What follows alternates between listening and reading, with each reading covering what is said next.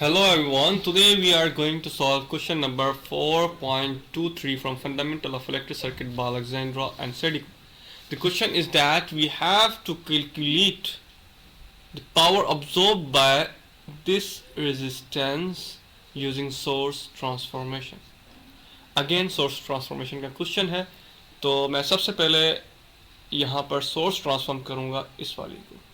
मेरी मर्जी में किसी को भी कर सकता हूँ, आप जिसको चाहें पहले इसको करें 15 वोल्ट की को या फिर 3 एम्पेयर को। मैं यहाँ पे 3 एम्पेयर को ट्रांसफॉर्म कर रहा हूँ, तो सिंपल सा है। तो मैं कहूँगा कि ये 10 ओहम के पैरेलल में है, तो मैं कह सकता हूँ कि V equals to I R, जो कि बनेगा V इजिकल्स टू आई, जो कि हमारे पास आता है 3 एंड देन उसके बाद आ जाता है 10 ओहम।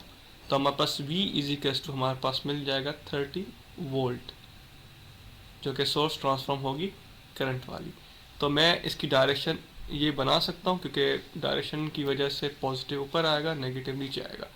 तो मैं कह सकता हूँ कि ये 30 वोल्ट है एंड देन उसके बाद आपके पास एक सोर्स है, रेजिस्टेंस जो कि पैरेलल था वो हो जाएगा सीरीज़ के अंदर, और उसी के साथ एक रेजिस्टेंस है 8 ओहम जिसके अक्रॉस हमें कैलकुलेट करना है। ये सब ओहम में है एंड देन हमारे पास यहाँ पर आता है 6 ओहम जो कि सर्किट के अंदर ऑलरेडी गिवन है 6 ओहम।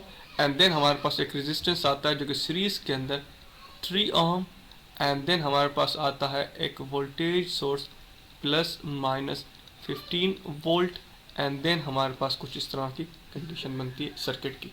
अगर मैं इस वोल्टेज सोर्स को भी मैं ट्रांसफॉर्म करूं कि इसके साथ सीरीज में रेजिस्टेंस है, हमें पता है जब भी वोल्टेज सोर्स के साथ सीरीज में रेजिस्टेंस होता है तो उसको हम ट्रांसफॉर्म कर सकते हैं करंट सोर्स के अंदर। तो मैं थोड़ा आगे निकलूं, तो अगर मैं इन दोनों को ट्रांसफॉर्म करने के लिए मैं इस सोर्स को करूं ट्रांसफॉर्म, तो क्या होगा, तो बिल्कुल I equals to V upon R. तो आर हमारे पास 3 है, इजिकल्स टू वी हमारे पास 15 है डिवाइड बाई 3, तो हमारे पास 5 एम्पेयर आ जाता है। तो मैं इसको मज़ीद जब सॉल्व करूँगा तो कुछ इस तरह का सर्किट बन जाएगा हमारे पास, plus minus 30 volt and then हमारे पास ये एक रेजिस्टेंस। मैं इनको सीरीज में इसलिए नहीं इकट्ठे सॉल्व कर रहा क्योंकि मुझे 8 ओहम रेजिस्टेंस के अक्रॉस अभी फ़िलहाल मुझे कैलकुलेट करना है, लेकिन हम कर सकते हैं क्योंकि हमें अभी फ़िलहाल करंट भी कैलकुलेट करना है और वोल्टेज भी कैलकुलेट करना है।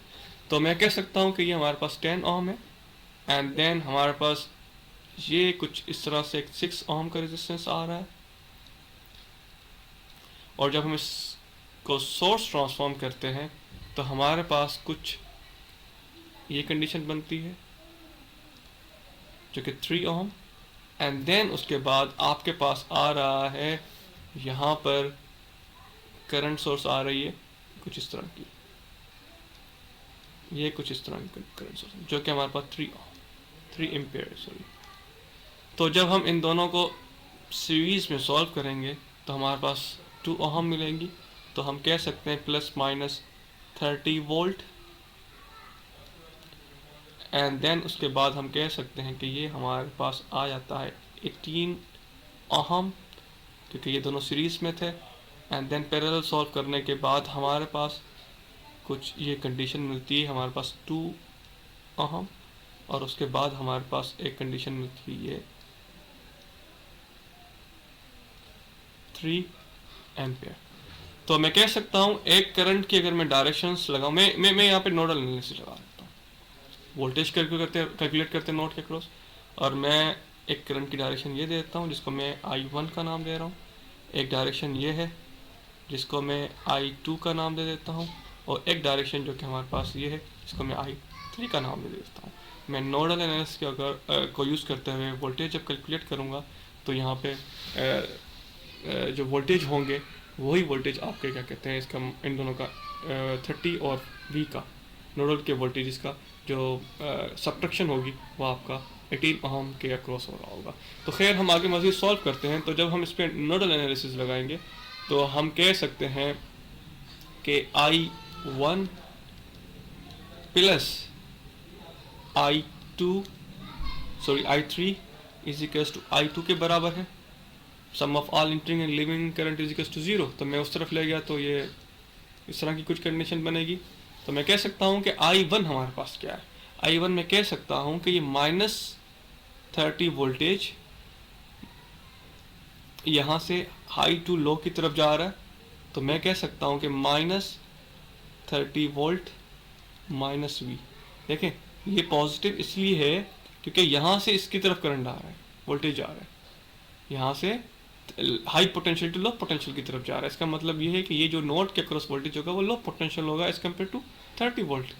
तो मैं कह सकता हूँ कि कुछ इस तरह की कंडीशन बनेगी और उसके एंड में हम 18 ओहम जो कि हमारे पास रेजिस्टेंस है यहाँ के पास, एंड देन प्लस I3 की अगर मैं बात करूँ तो वो हमारे पास सिंपल 5 ओहम है, 5 एम्पेयर है, सॉरी ये 5 एम्पेयर माजरत के साथ ये 5 एम्पेयर है क्योंकि 3 1s 3 5s, तो 5 एम्पेयर है। एंड देन इसी कस टू ये वाला जो कि I2 है जो कि हमारे पास V अपॉन आपके पास आ जाता है 2 ओहम।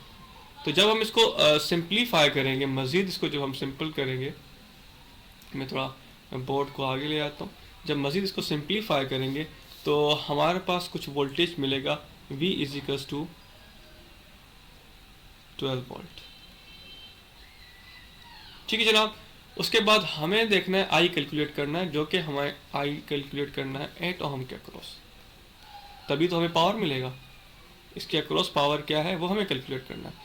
तो करंट जो यहाँ से हमारे सर्किट के अकॉर्डिंग जो I1 है हमारा, जो मैं इसका कलर चेंज कर देता हूँ, जो I1 है हमारे पास ये वाला करंट, वही करंट हमारे पास यहाँ पे भी होगा क्योंकि सीरीज में है।